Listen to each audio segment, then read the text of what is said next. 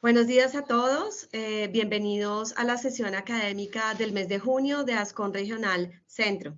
El día de hoy tenemos dos invitados muy especiales que nos van a hablar sobre tips muy importantes que debemos tener en cuenta en el manejo actual de nuestros recién nacidos prematuros.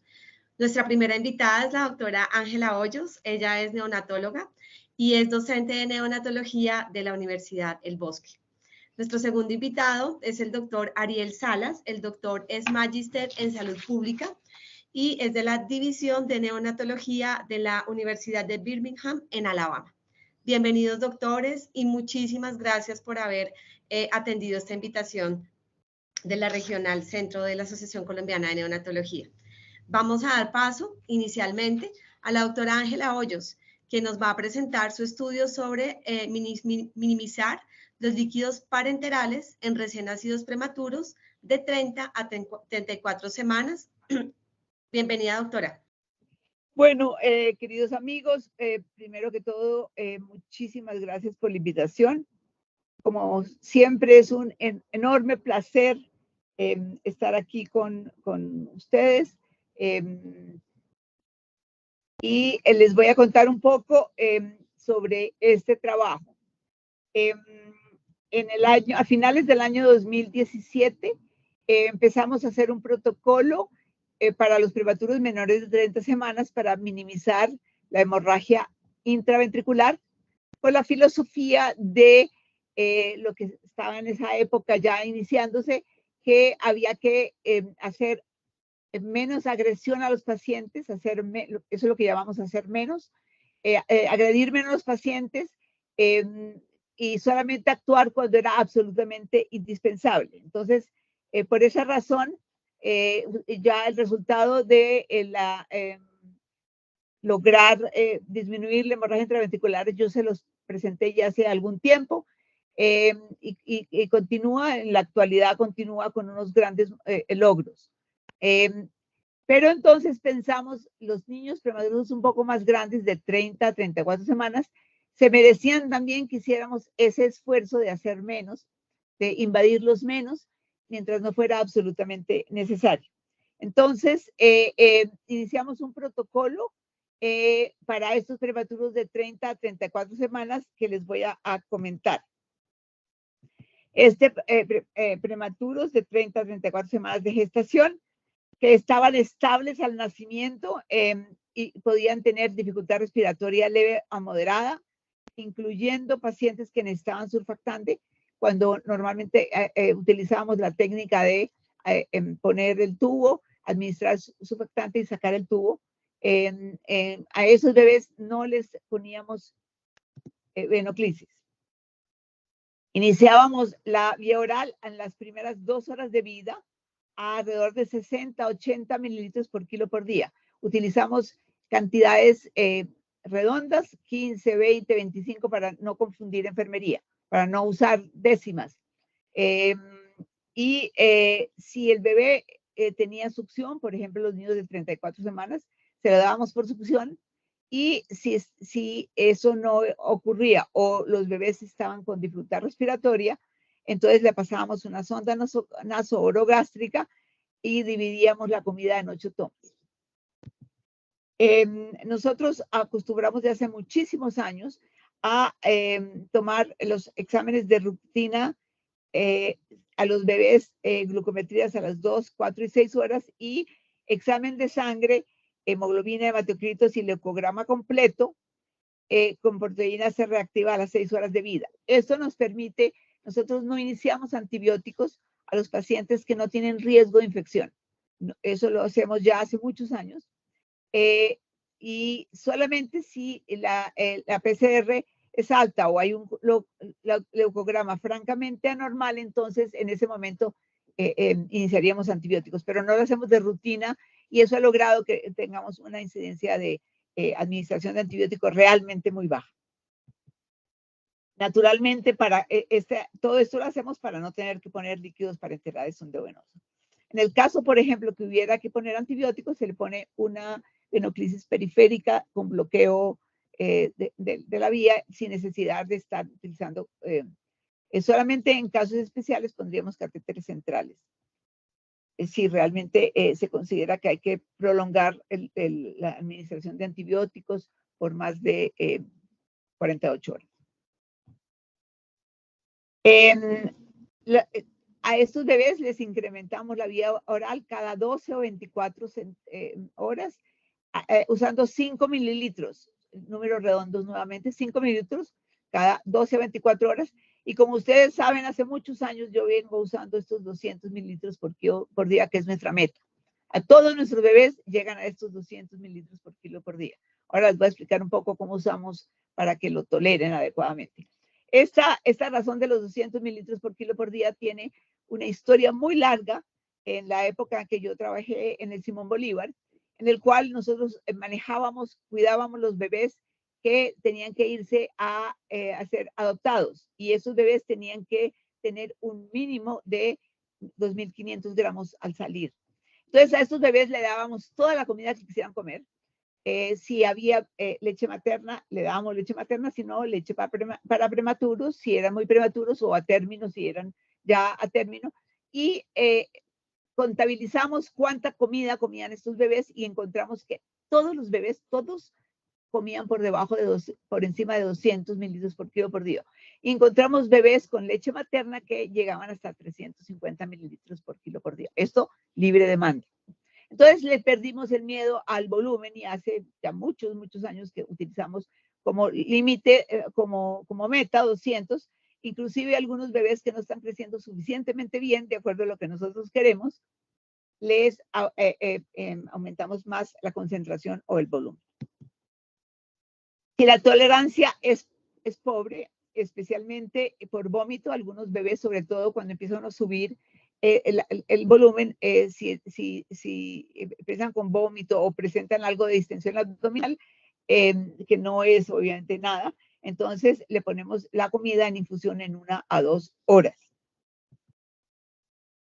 Tan pronto, como ustedes saben, esta es una desventaja que tenemos con respecto a Ariel.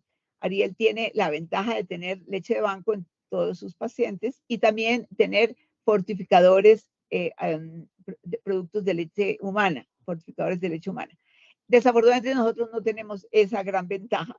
Entonces nosotros iniciamos leche para prematuros porque no tenemos otra opción. Y tan pronto le trabajamos muy duro a la madre para que lograr que ella produzca leche. Apenas logramos que la madre produzca leche, lo cambiamos a leche de su propia madre. Y como hay que fortificar en estos más pequeñitos, los fortificamos con, tan pronto la mamá consiga suficiente volumen para poder fortificarlo. 20 centímetros es el mínimo que tenemos que usar. Tenemos una experiencia, vamos a ver, ocasionalmente la tolerancia no es adecuada. A veces tenemos unos prematuros, sobre todos los de 30 semanas, a veces se descienden un poquito, vomitan, y no encontramos la causa porque el bebé no tiene nada. Entonces, a esos bebés iniciamos, y aquí voy a decir con marca porque pues es la única que hay disponible aquí en Colombia, que es Neocate con probióticos.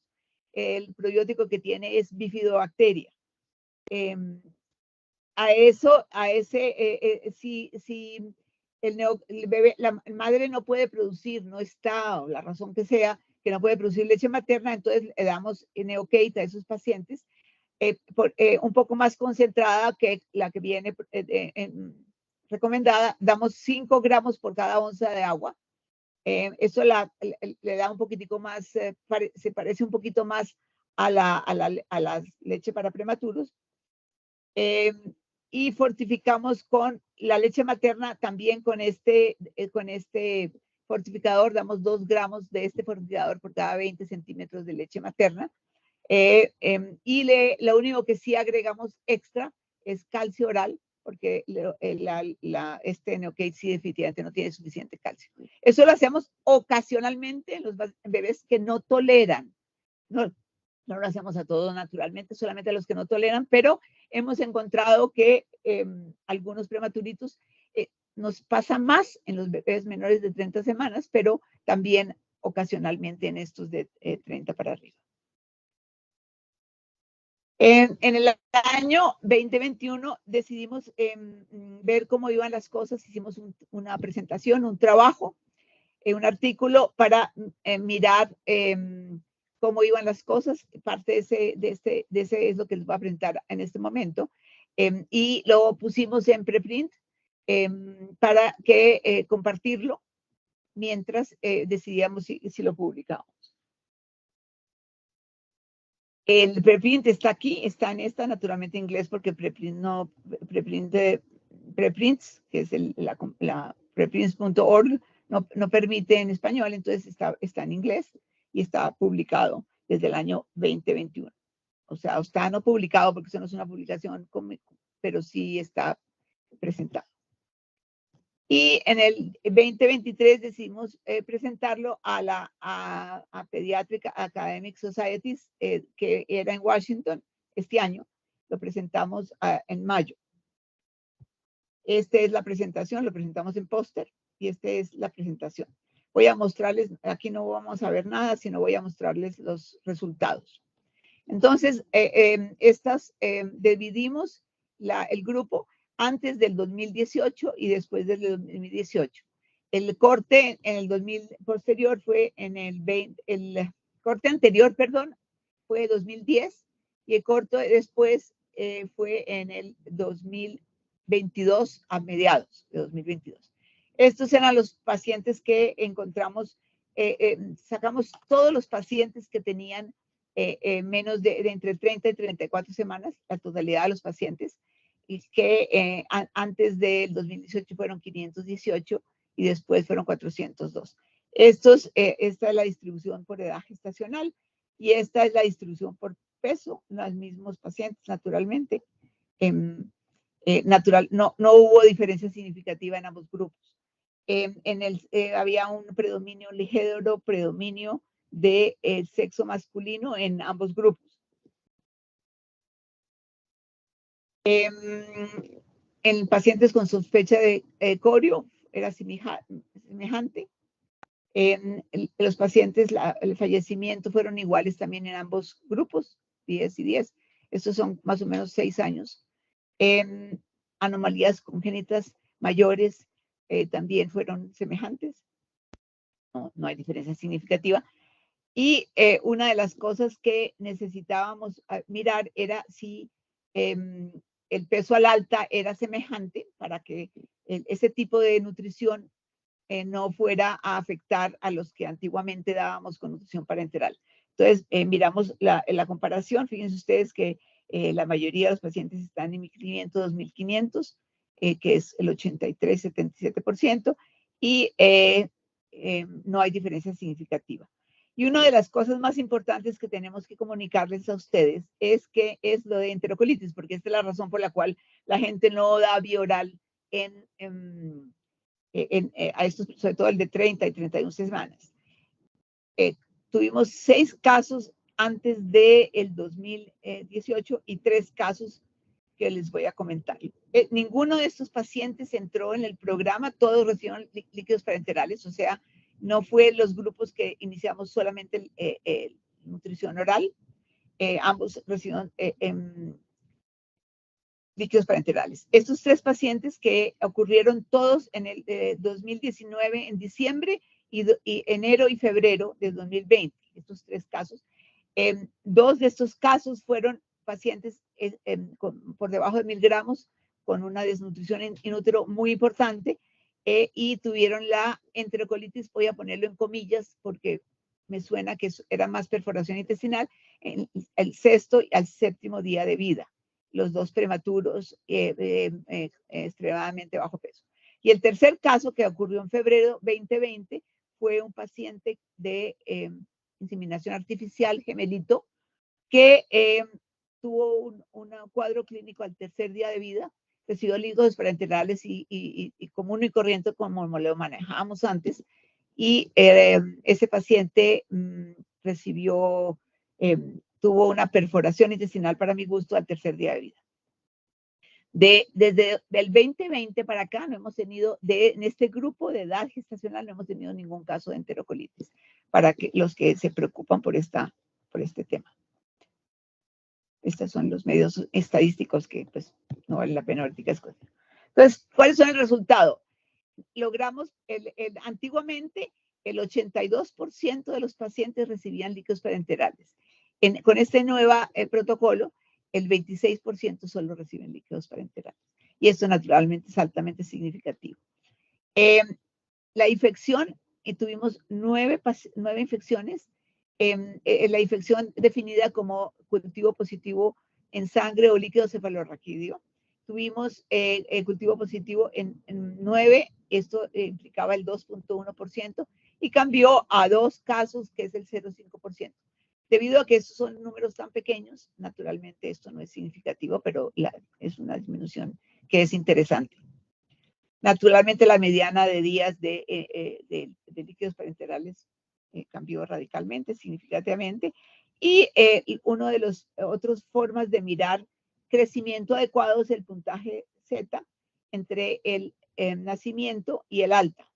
La caída, normalmente uno tiene un percentil más bajo por la contracción de volumen en el momento de nacer, y cambia naturalmente de percentil, pero fíjense ustedes, es prácticamente idéntica en los dos grupos, con unos rangos intercuartiles parecidos. Ese es el trabajo que les quería presentar. Estoy dispuesta a contestar todas las preguntas que quieran. Me imagino que será después de que Ariel hace su presentación. Gracias.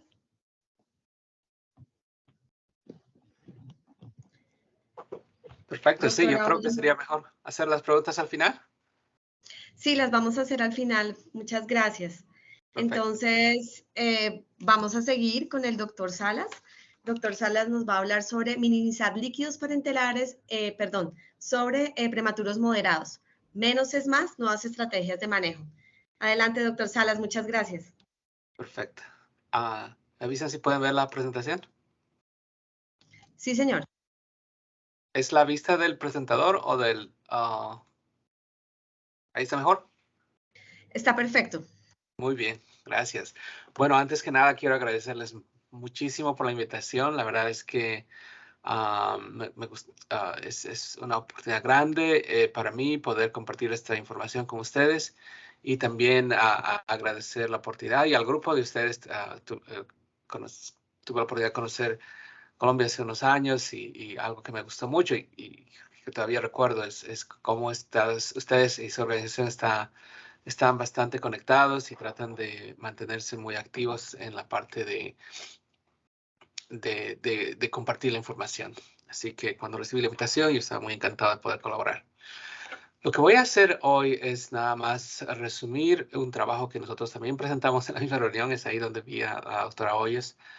Y nada más quiero explicarles cómo hicimos el estudio. Es muy parecido a lo que la doctora Hoyos acaba de describir, en el sentido de que eso ya es la práctica convencional. Y justamente, como ella mencionaba, hay mucha resistencia, es lo mismo que experimentamos aquí, y justamente por eso creíamos que era necesario hacer este estudio.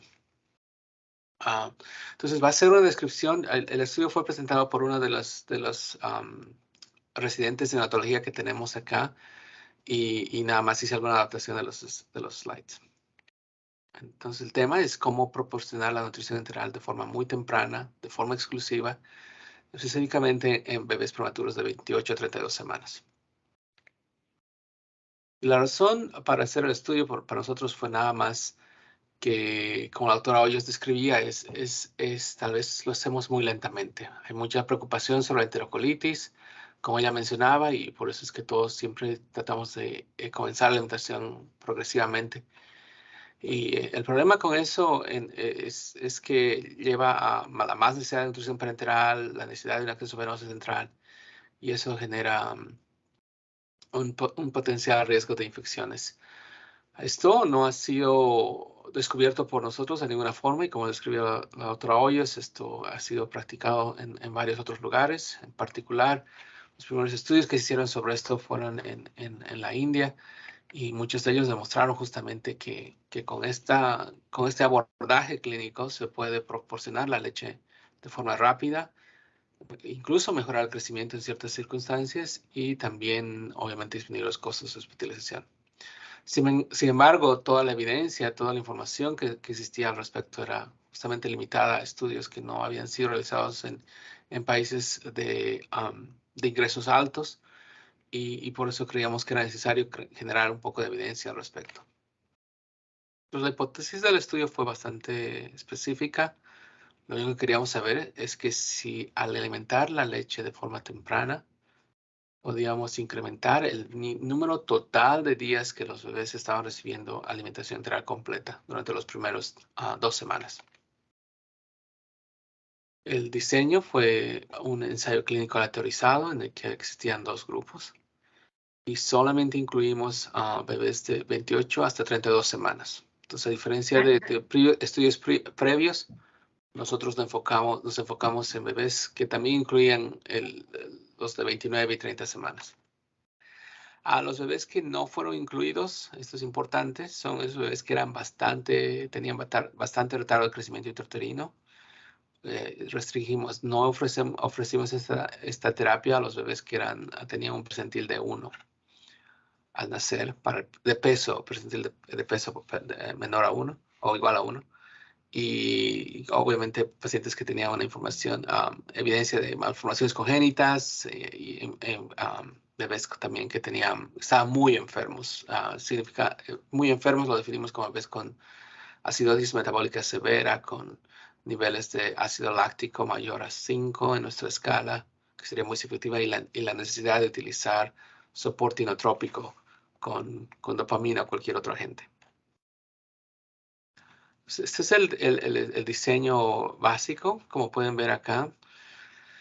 Decidimos nosotros incluir bebés de 28 y 32 semanas. El tamaño de la muestra fue de 102 bebés. Los tratamos de incluir lo más temprano posible al momento del nacimiento. Jackie Razagui es nuestro residente de neonatología que se gradúa este año justamente. Y lo que hicimos fue, en esas primeras horas de vida, los randomizamos a 2 grupos. Un grupo era nuestro grupo control, que es lo que normalmente hacemos, que comenzar la leche en las primeras 36 horas con leche materna o de donante a volúmenes de 20 a 30 cc por kilo entre el día 1 y 2.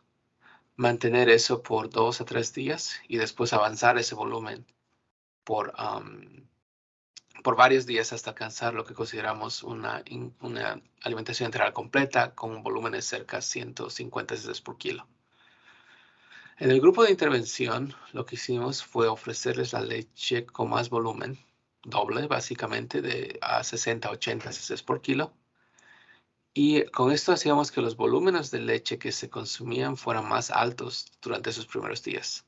Eventualmente, ambos grupos obviamente acabarían recibiendo el mismo nivel de leche, pero la pregunta para nosotros era si es que hacer que los volúmenes sean más altos en el grupo de intervención podía ser una diferencia.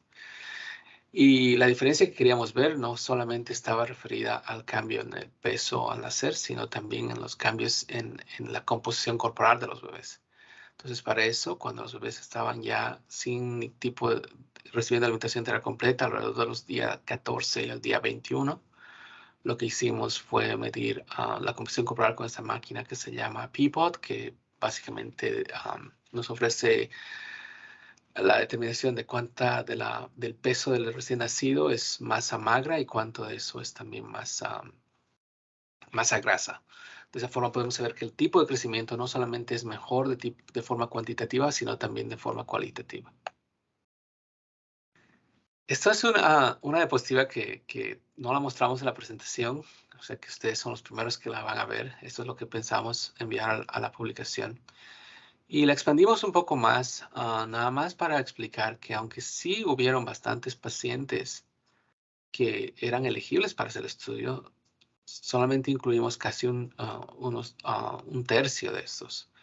Esto se los digo porque recibimos un poco de criticismo al respecto de por qué solamente 102 de 260. Entonces lo que hicimos fue expandir la razón y quiero que vean más o menos que no fue intencional la razón de que no pudimos poner más bebés en el estudio.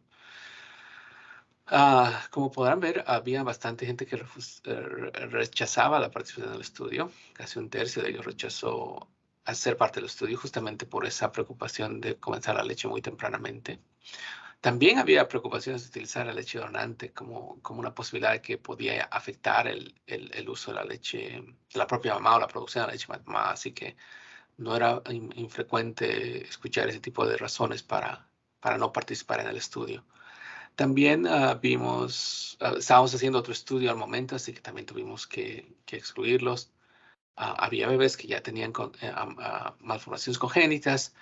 Y sí, también algo que nos olvidamos mencionar en el primer reporte, pero que ahora sí lo estamos aclarando, es que había mamás que estaban muy enfermas. Nosotros hicimos el estudio entre el año 2021 y el 2022, cuando todavía habían las olas de COVID, así que nosotros tuvimos que enfrentar la COVID, la ola de Delta y de Omicron. Y durante ese tiempo, obviamente, había muchos problemas, no solamente de poder acceder a las mamás para hacer la entrevista, pero también a veces tuvimos que lidiar con mamás bastante enfermas. Recuerden que hubo la evidencia de que COVID incrementaba el parto pretérmino, entonces sí tuvimos que enfrentar con eso también. O sea que no era intencional el hecho de que muchas veces no fueron excluidos del estudio, no fue necesariamente porque nosotros estábamos escogiendo los bebés para el estudio, sino que había problemas técnicos para hacerlo de forma ideal. De todas maneras, pudimos alcanzar nuestra muestra de 102 pacientes y los dividimos en 3 grupos. Lo que vimos es que sí, los bebés tenían edades similares, aunque el grupo de intervención acabó con casi 150 gramos más de peso, pero en general las mismas características. Promedio la edad gestacional fue 30 semanas. Lo que vimos fue que evidentemente al comenzar la leche más tempranamente, podíamos incrementar el número total de 14 días, perdón, de 15 días. 9 de esos 15 días fueron con el bebé recibiendo alimentación enteral completa, de 150 cc o más, que era un objetivo del estudio. Lo interesante para nosotros fue ver que también esta terapia nos ayudó a mejorar la cantidad de masa magra en los bebés, viendo que había una diferencia de casi un cuarto de la desviación estándar entre los dos grupos, favoreciendo obviamente el grupo de intervención. Perdón, me mostraba aquí, que es casi de la mitad de la estándar, un cambio de una desviación estándar, la mitad de una desviación estándar en el grupo de intervención. También vimos beneficios potenciales en el cambio de la talla. Los bebés a las 36 semanas tenían una talla que era mejor de las del control. Y lo otro que vimos fue que había un favorecimiento hacia la terapia de intervención con una reducción en el tiempo promedio de estadía hospitalaria y también una reducción en los costos promedios de hospitalización, justamente mediada a través de este efecto en la disminución de días en el hospital, con un ahorro de casi $28,000 en los servicios proporcionados a sus prematuros. Como mencionaba la doctora Hoyos, tampoco nosotros observábamos ningún tipo de diferencia en la enterocolitis o la perforación espontánea, con solamente 2 pacientes de los 102 que tuvieron estos resultados. Lo otro que tampoco mostramos en la presentación de la reunión, pero que ahora está disponible en el manuscrito que estamos mandando para revisión, es justamente demostrarles estos parámetros. Al darles más leche materna, sí pudimos incrementar el volumen total que estaban recibiendo de leche los primeros días, pero eventualmente, como para el día 7, ya los 2 grupos estaban recibiendo la cantidad normal de leche. Esto es importante recalcar porque nuestro grupo control tampoco es el control tradicional. Ya en ese entonces, durante el tiempo que hacíamos el estudio, nosotros ya avanzamos la leche más rápido, casi diariamente, como pueden ver aquí. Entonces, es importante recordar que si ustedes tienen una intervención mucho más lenta, donde proporcionan solamente leche entrar por 20 cc por kilo por 5 o 7 días, entonces esa curva estaría más como por aquí. ¿Sí? Así que De una forma, nuestro grupo control no fue el control tradicional porque ya nosotros estábamos implementando estos cambios de avanzar la leche más rápidamente en los prematuros. De todas maneras, sí hubo una diferencia estadística y sí hubo diferencias en los resultados de crecimiento, como les acabo de mostrar. La ingesta total de fluidos fue similar entre los dos grupos. Eso quiere decir que el grupo control no recibió más líquidos parenterales en total. Y no es que eso pueda haber afectado el peso. Y el gasto urinario fue similar entre los dos grupos también. Y los sodios, justamente para ver el balance hídrico, fueron bastante similares entre los dos grupos también durante los primeros 3 días de vida. Lo otro que hicimos, aparte de ver la composición corporal y ver los costos de hospitalización, fue también ver el microbioma intestinal. Y tomamos muestras de los bebés a los 14 días para ver si darles más leche. Esto también nos preguntaron cuando mandamos la revisión del paper. Nos preguntaron por qué pensábamos que la leche, darles más volumen, podía impactar el microbioma, si las dietas eran iguales, si se daba leche materna donante y leche materna, leche donante y leche materna. Entonces, para nosotros el efecto era básicamente el volumen, ¿verdad? Al darles más leche los primeros días, en la primera semana, los bebés recibieron mucho más volumen de leche en total comparado con los bebés del grupo control. Y creíamos que al darles más volumen, ese sustrato que se administra al lumen intestinal va a empezar a estimular más al sistema inmune y también generar un diferente microbioma intestinal. Lo que vimos ahí fue nada más el cambio, el más significativo fue el cambio en la bacteria, en la familia Veillonella, que casi se fue el doble en el grupo de intervención. Y sorprendentemente, ya en un estudio previo, nosotros habíamos demostrado justamente que los bebés que reciben más leche tienen más Veillonella. Y también se demostró que Veillonella está asociado a mejor crecimiento en los bebés. Entonces, nuestra teoría es que al darles más leche materna, nosotros favorecemos el microbioma intestinal. Este microbioma intestinal favorece la absorción y digestión de nutrientes presentes en la leche materna o de donante.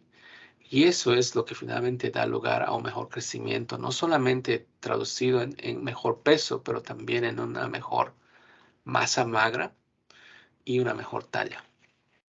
Entonces, esa es nuestra hipótesis actualmente. Y justamente por eso concluimos que esta práctica puede ser muy beneficiosa, no solamente en términos de establecer la alimentación entera completa de forma más rápida, sino también mejorar la masa magra, como les mencionaba, la longitud, la talla y también los beneficios en reducir los costos. Este fue un trabajo de un grupo bastante grande aquí en la Universidad de Alabama y por eso siempre me gusta compartir este slide. Porque cada una de esas personas contribuyó de diferente forma con el trabajo. Bueno, ese es el final de la presentación. Bueno, lo último que quería mostrarles es que si estamos haciendo un estudio subsecuente, lo llamamos ENACT Plus. Y en este estudio ahora estamos viendo justamente un tema que también habló la doctora Hoyos, que pensamos muy similarmente. Cuando yo la conocí la primera vez, me di cuenta que pensábamos en nutrición enteral de una forma muy similar y estoy muy agradecido por la oportunidad de compartir ideas con ella. Y justamente comenzamos a hablar de la intervención de la fortificación. ¿Qué hacemos con la fortificación cuando el bebé recibe ya leche muy tempranamente? Entonces, ahora como parte de un ensayo clínico otra vez, ya estamos definiendo que el estándar es 60-80 cc por kilo en el primer día. Y lo que hacemos ahora en este estudio es ver si darles fortificación más temprana, entre el día 4 y 7, es mejor que darles la fortificación de forma más tardía, el día 10 y 14, para mejorar la composición corporal. Esto con suerte estamos pensando terminar para fines de año y tal vez presentar los resultados en mayo del siguiente año. Okay. Ahora estoy muy interesado en escuchar todas sus preguntas y ver si es que esto puede influir en la práctica que tienen actualmente. Doctor Salas, muchísimas gracias nuevamente.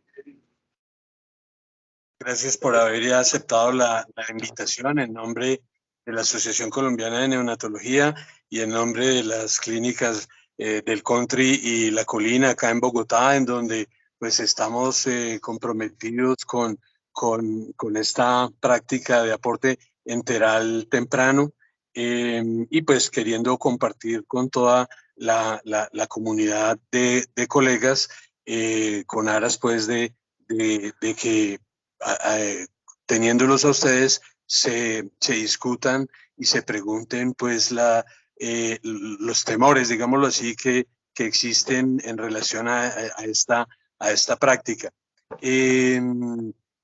Para iniciar con algunas preguntas, pues doctora Hoyos o doctor Salas, ¿qué tan fácil es dentro de los grupos lograr la aceptación o romper las barreras de iniciar un aporte enteral? ¿Qué estrategias sugieren ustedes para romper esas barreras? Déjame dar un comentario. En realidad, ese es el bloqueo más grande que tenemos, no solamente en este tema, sino en todos los temas de neonatología.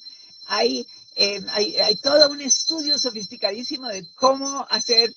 Hay las personas que son hacia adelante, hay gente que es conservadora y se queda, y le da mucho miedo, y es muy difícil, digamos, en algunos centros, y va a depender muchísimo de qué gente tienen ustedes trabajando. Hay gente que es muy proactiva y entonces acepta con cierta facilidad los cambios, pero hay personas que es muy difícil. Nosotros no tuvimos ningún problema, teníamos un grupo, hemos tenido, digamos, tuvimos un grupo muy receptivo y no tuve problema con hacer los cambios, pero sí entiendo perfectamente que haya zonas y grupos que son muy conservadores y que les da mucho miedo. Entonces, ¿qué opinas, Ariel? Está sin mute. Ariel, mute.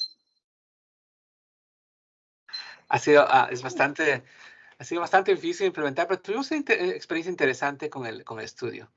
Al comienzo, como se imaginan, fue muy difícil hacer que la gente sea más, que haga el estudio exactamente como lo queríamos, porque nosotros teníamos que ver que el paciente, bueno, algo que es importante mencionar es que si no lo hicimos más tempranamente es porque teníamos que pedir permiso a los papás. Y como se imagina, hablar de la nutrición es una cosa más con lo que hay que hablarles también de lo que es el CPAP, de lo que es el cuidado de recién nacidos. Entonces tampoco podíamos hablarles de nutrición y de estudios muy prontamente. Así que creo que una forma de mejorar esa práctica es también comenzar a hablar de esto antes del nacimiento, tal vez, si es que hay una oportunidad de decir qué es lo que vamos a hacer y qué es lo que queremos hacer y que así tengamos a los papás ya más a tiempo. Creo que a veces es una oportunidad perdida, porque una vez que el bebé nace ya hay mucha información que los papás necesitan procesar y es muy difícil explicar todo lo que queremos hacer. Así que una opción que creo que es muy importante y muy útil es hacer un poco más de consulta prenatal, especialmente cuando sabemos que el bebé ya está a punto de nacer. Y ahí hablar de nutrición enteral, eso ayuda mucho. Después, obviamente, proporcionar más reforzamiento a la gente y demostrar que hay bebés que fueron muy bien. Como les digo, fue difícil el primer cuarto del estudio convencer a la gente, pero ya después todos estaban de acuerdo. Y más bien se hizo más complicado que la gente se mantenga en el grupo control, porque idealmente en el grupo control tenían que avanzar la leche un poco más lentamente, pero como ya se habían hecho más confortables con la idea de avanzar rápido y darles más volumen, entonces no fueron muy seguidores del grupo control tradicional. O sea que con el tiempo existe ese cambio. Ahora, en general, siempre que haya que hacer un cambio de implementación en un grupo, creo que es importante generar esos, como dicen, ¿verdad? Esos influencers, esa gente que puede influenciar el resto del grupo. Y una vez que uno consigue uno o tres de estas personas que van a influenciar al resto del grupo, y les hablo no solamente de neonatólogos, sino también de enfermeras dentro de la unidad, que pueden influenciar al resto, es donde ya el cambio se produce. Como decían, uno tiene que alcanzar ese umbral. Hay un punto donde uno alcanza ese umbral y ya el cambio ocurre. Pero es importante que construyamos ese momento para alcanzar ese umbral. Porque, y dicen que tiene que ser como cerca del 25 al 30%. Una vez que el 25 al 30% está más confortable con el cambio, entonces ya el cambio ocurre a continuación. Así que para implementar yo diría solamente buscar ese tipo de personas que pueden ser adoptadores de este cambio inicialmente y que potencialmente se pueden convertir en los que van a influenciar al resto de la práctica. Así no es solamente una persona la que quiera hacer el cambio.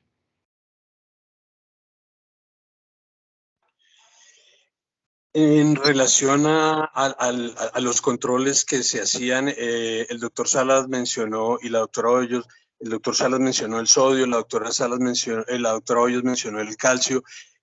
¿Nos podrían ampliar un poco más el monitoreo bioquímico? Por ejemplo, ¿cómo se comportó el fósforo en estos pacientes? ¿Tendió a bajar, se mantuvo más estable que cuando se utiliza nutrición parenteral agresiva, o cuál fue la experiencia? Sí, Ariel, nosotros no tomamos de rutina electrolitos. Los que tomamos todos estaban normales, nunca tuvimos ningún problema con los electrolitos. Normalmente el sodio tiende a caer con el tiempo. Normalmente se tiene que medir el sodio, no los primeros 3 días que no administramos, sino lo que viene en la leche. Pero posteriormente a veces el sodio cae, pero es en niños más pequeños. En estos de 30 a 34 no tuvimos problema. No sé qué tu experiencia, Ariel. Lo mismo, Ángel. No vimos ningún problema de crecimiento, como les mostraba los datos. Y eso creo que es algo que la gente necesita reconocer. Pese a que nutricionalmente pareciera que estamos dando, por ejemplo, no solamente menos calcio y fósforo, pero también menos proteína, ¿verdad? Porque con la parenteral a veces vemos el número y pensamos que el número está bien. Es importante recordar que esos aminoácidos que se administran no siempre van a ser metabolizados en la forma que nosotros pensamos, ¿verdad? Especialmente si estos aminoácidos son administrados a un bebé prematuro, que es muy probable que tenga también inmadurez en la función hepática. Entonces, creo que hay mucho de eso, que aunque el contenido de los nutrientes parece ser menor, especialmente proteínas, calcio y fósforo en la leche materna, los mecanismos que favorecen la absorción a nivel intestinal pueden ser justamente más efectivos que lo que hacemos parenteralmente. Mi punto es que en parenteral los números se ven bien, pero el paciente no parece beneficiarse de esos números. Cuando lo hacemos de la forma enteral, los números no parecen buenos, pero el efecto clínico parece ser importante, y creo que a veces es mejor ir con lo que uno observa clínicamente que con los valores específicos. Quería hacer un comentario. En la reunión que estuvimos hablando en el PAS de Washington, se presentó un trabajo en el cual compararon los pacientes que iniciaban enteral más temprano versus enteral más tarde, y midieron la proteína específicamente, y era igual en los dos grupos, exactamente igual, pero los que iniciaban enteral mucho más temprano tuvieron un perímetro cefálico y un volumen cerebral más alto que los otros. Y ese es un trabajo excelente, mostrando que definitivamente la leche, el alimentarse por vía enteral es mucho más aprovechable que la vía parenteral.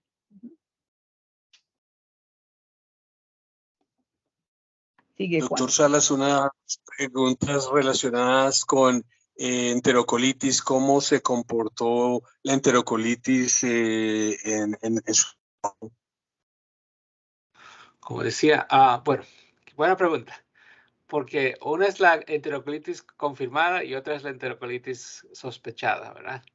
La confirmada, sí, solamente como mencionaba, tuvimos un caso nada más de 102, o sea que muy raro, especialmente porque esos bebés son 28 y 32 semanas.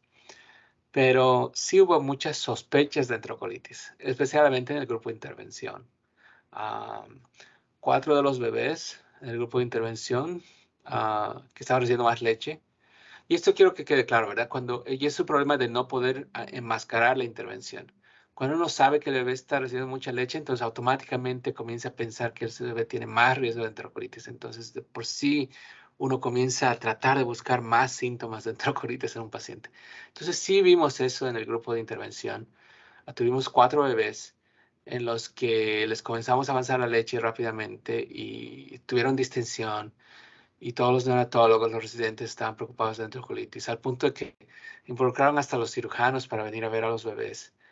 Los cirujanos dijeron que no podían, como se imagina, ¿verdad? Tienen el reporte de radiografía que dice que no pueden descartar en neumatosis y tienen los cirujanos que dicen que también que no pueden descartar que el bebé no se vaya a perforar y entonces o que pueda ser una obstrucción intestinal de otra causa. Entonces acabamos haciendo varios estudios, estudios de contraste con barium, del enema con bario. Hicimos las series de gastrointestinales también para ver si había algún tipo de malformación o mal rotación específicamente, y ninguno de esos estudios fue anormal. Eventualmente los bebés volvieron a alimentarse como 48, 72 horas después.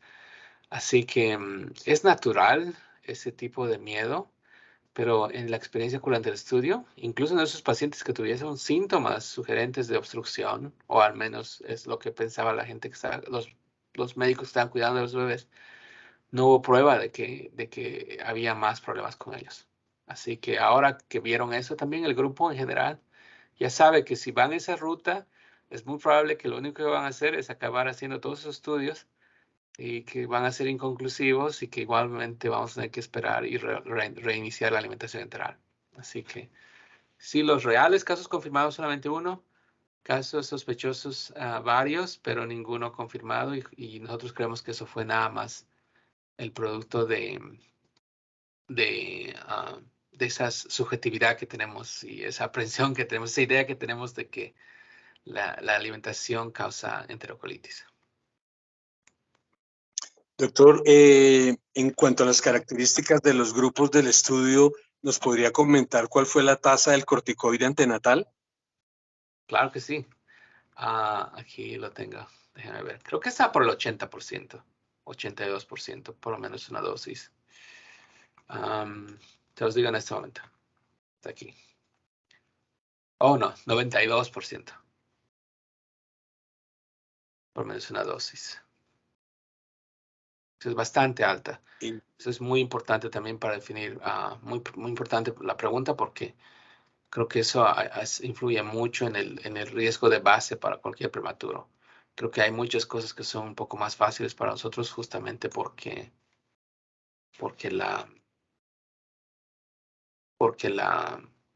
oh, perdón, creo que sigo compartiendo la pantalla. Pues porque hay mucha exposición a esteroides antenatales. Sí. ¿El ductus cómo se comportó en cuanto a incidencia? ¿Hubo alguna diferencia? No, y tenemos otro estudio también de avanzar rápido. Ese es en bebés prematuros de menos de 28 semanas y tampoco vimos ninguna diferencia. No, Nosotros no tuvimos ningún caso. Ecografías para buscar un ducto porque estaban de muy bajo riesgo. Nosotros solamente hacemos ecografía si es que todavía tienen requerimiento de oxígeno por más de 28 días. ¿Ustedes, Ángela? Nosotros somos muy conservadores en los líquidos los primeros 3 días y eso ha permitido que el paciente caiga de peso y la incidencia de ductus nuestra es muy bajita. En realidad, por encima de 30 semanas no tuvimos ningún caso realmente de ductus arterioso, y por debajo en los niños por debajo de 30 semanas, la incidencia nosotros estamos en el grupo de EPIC latino, que tú conoces bien. El grupo de EPIC latino, en nuestra incidencia es muy bajita de ductus, pero yo creo que se debe más al manejo del líquido de los primeros 3 días que a cualquier otra cosa. Para ambos, hay preguntas relacionadas con el uso de las fórmulas hidrolizadas. La doctora mencionó la fortificación con fórmula elemental cuando hay intolerancia. Doctora, entonces, si nos puede comentar un poco más de esa recomendación, y también para el doctor Salas, si tuvieron que usar en algún momento fórmulas hidrolizadas. Sí, parte de la razón por la cual nosotros probablemente tenemos más problemas que los otros grupos es que nosotros no tenemos leche materna ni leche de banco los primeros 3 días, ¿cierto? Y entonces, y tampoco tenemos fortificadores a base de leche humana. Entonces, esto hace que sea diferente. Son poquitos los casos, afortunadamente no son la mayoría, son poquitos los casos, pero los bebés eventualmente son estos bebés que tienen un poquito de distensión abdominal, que empiezan a vomitar, y que usted va y mira y no tienen nada. Son bebés que usted les saca el aire, tienen mucha producción de aire abdominal, va y mira y no tienen nada. Entonces, a esos bebés les hacemos el ensayo, como les explicaba yo, les hacemos el ensayo con el producto que tenemos aquí en Colombia, que es leche extensamente hidrolizada con probióticos, con bifidobacterias.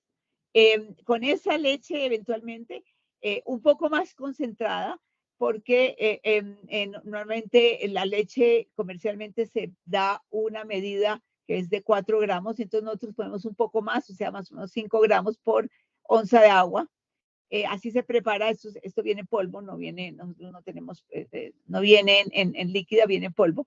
Entonces nosotros preparamos así la leche para el bebé cuando no tiene la leche materna.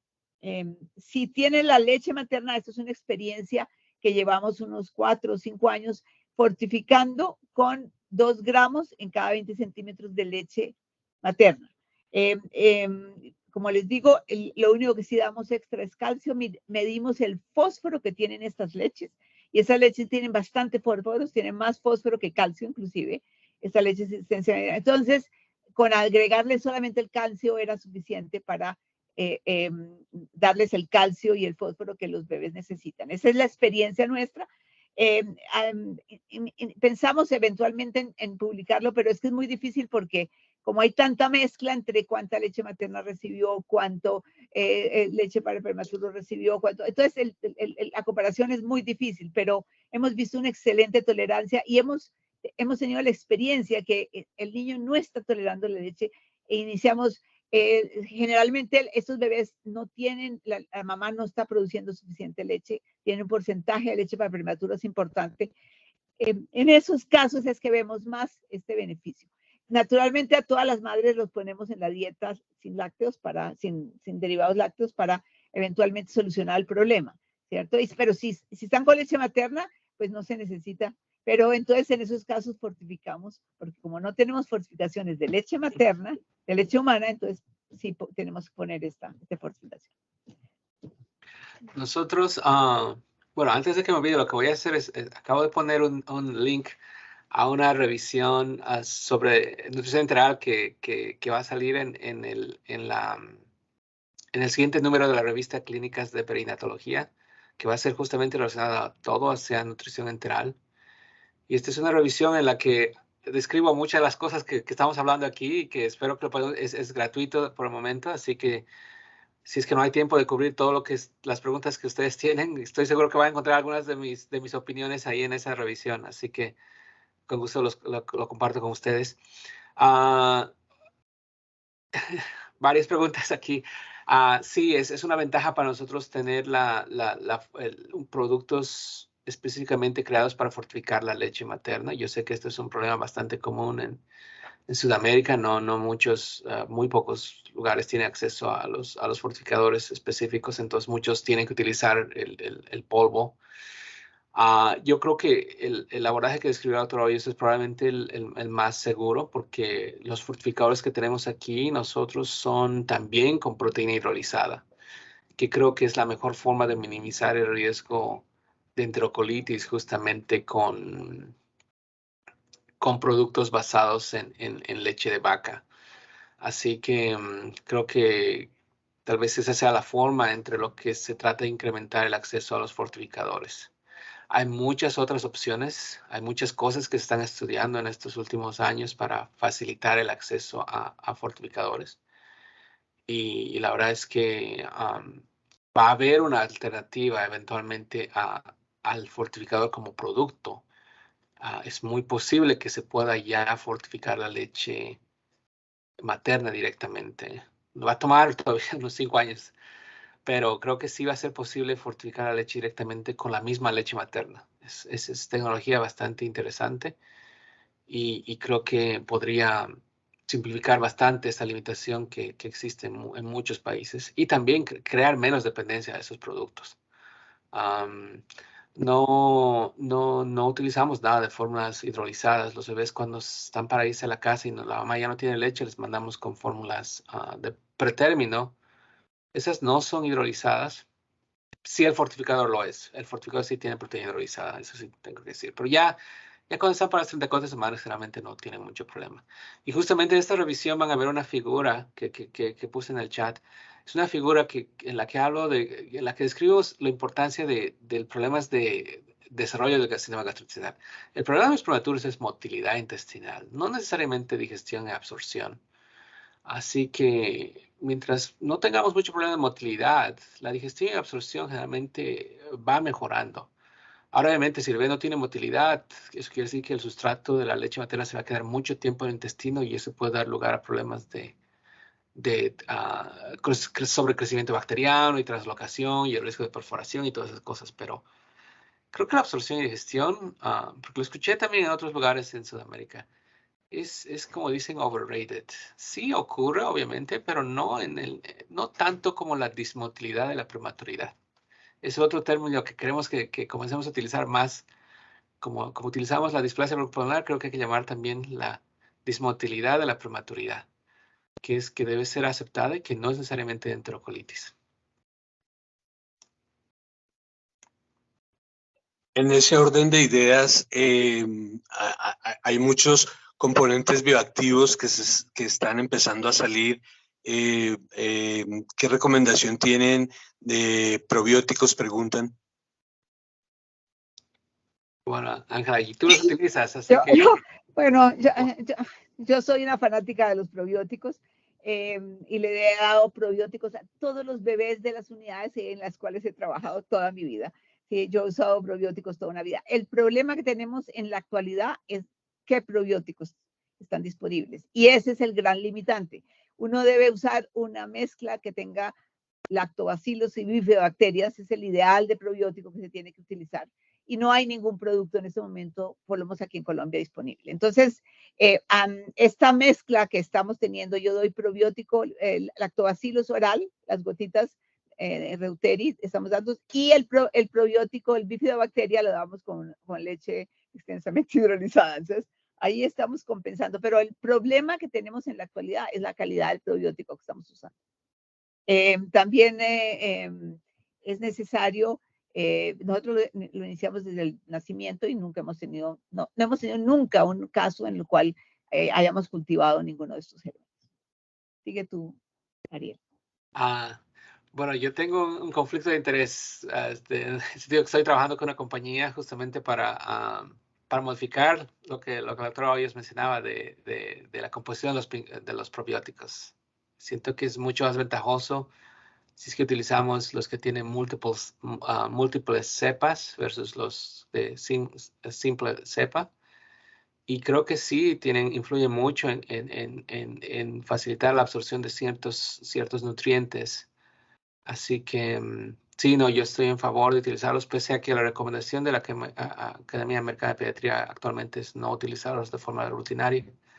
Creo que sí tiene mucho potencial, especialmente en centros que tienen muchos pacientes críticos que requieren antibióticos frecuentemente y en general unidades que tienen que mantener bebés extremadamente prematuros. Creo que en ellos el riesgo es mucho más alto de inmunosupresión y de infecciones recurrentes, y creo que en esos casos, y sabemos, ¿verdad?, que reciben antibióticos constantemente. Creo que si uno trabaja en ese tipo de unidades, creo que tiene que aceptar la posibilidad de que esos bebés muy probablemente viven en un estado de disbiosis constantemente y que probablemente probióticos sean una opción. No es ideal, como decía la doctora Hoyos, pero son por lo menos una alternativa en este momento para prevenir esa disbiosis. que ocurre cada vez que comenzamos a subirse el antibiótico. Sí, yo sé, la infección es siempre una preocupación para nosotros como neonatólogos, pero eso no deberían ser vistos los antibióticos como los que salvan a los bebés, porque a veces también pueden hacer las cosas peor. Precisamente en relación a ese tema y en función del tiempo, podemos entonces concluir que sí hay una disminución significativa en las infecciones asociadas a la atención en salud con esta estrategia que no solamente implementa el crecimiento saludable. Sí, yo apoyaría como conclusión. Sí. Sí, sí. Y hay un estudio más que sale el siguiente año, con suerte, del otro grupo en el Reino Unido, y creo que con eso ya va a ser definitivo, porque ese estudio es enorme. El que nosotros hicimos de 100 pacientes, el del Reino Unido es de casi 1.600 pacientes, así que ya, yo creo que tenemos que estar preparándonos para ese cambio, porque no creo que Hagamos el vayamos a cambio de nada. una vez. Ustedes ya comenzaron, pero los que no necesitan más evidencia en ensayos clínicos, ya va a existir en los siguientes 12 meses. Bueno, nuevamente, en nombre de la Asociación Colombiana de Neonatología, de la Clínica del Country y de la Clínica de la Colina, queremos agradecer a la doctora Hoyos, al doctor Salas, por habernos compartido los resultados de sus excelentes trabajos, y pues queremos con esto a todos los colegas que muy gentilmente se unieron a la charla, pues manifestarles el deseo de que por favor avancemos con los aportes enterales sin miedo, y más bien entendiendo que es el mejor desenlace posible para todos los bebés prematuros. Muchísimas gracias. Gracias. Muchas gracias a ustedes.